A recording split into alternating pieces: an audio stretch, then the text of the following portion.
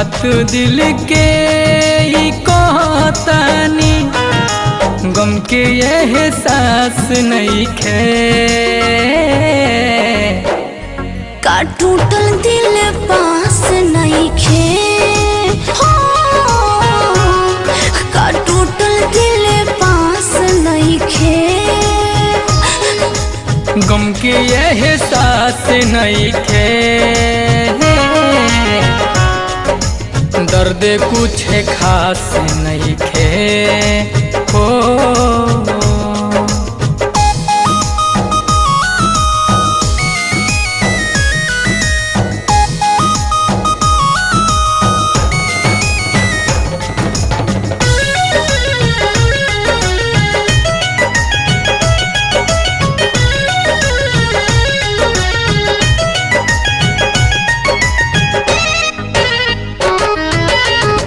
जनमों से अधिका तोहरा के चाहनी, कितना ले दिल में सपना संजो के। कमी नहीं कईनी प्यार में तनिको, किस्मत रूठ गए खफा होके। तू मानो या ना मानो, इमे नहीं खे हमारो कसूर। एहू के ई प्यार पे लागल बा नजरिया जरूर।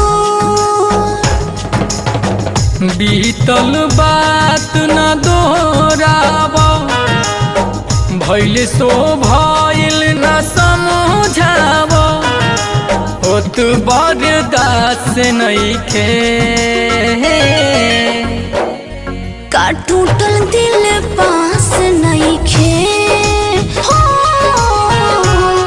का टूटल दिल पास नहीं खे। गम के एहसास नहीं खे, दर्द कुछ खास नहीं खे। हो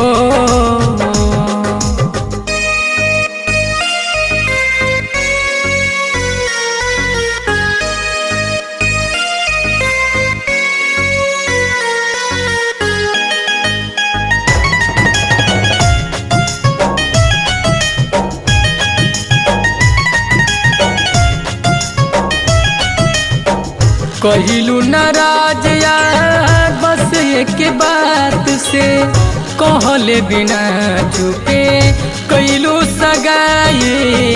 इहे अफसोस अब जिए नहीं दी, राजगोपत सवर दिहला दर्द बढ़ाई। अमराही या ना रही, गम छोड़ी न जन्म ओ जन्म। मिली सजा गलती कइल, काहे की तोड़ले बानी कसम।